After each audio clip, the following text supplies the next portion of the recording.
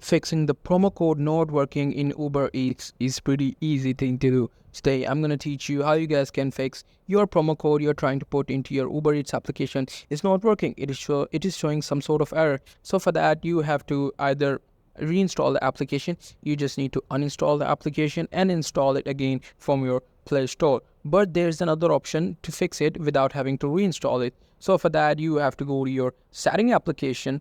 By the way, this is only for Android.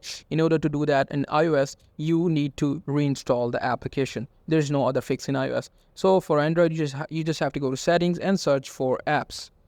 And after searching for apps, you will see this option, apps. You just have to tap on that option and it will show all of the installed apps. You just have to locate the Uber Eats.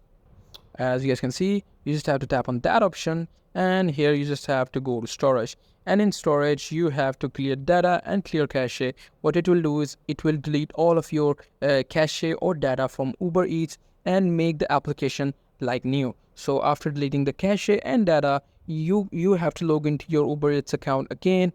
After logging in, you can simply put your promo code in Uber Eats without any error. So that's pretty much it. That's how you guys can do it. Hope you guys find this very helpful.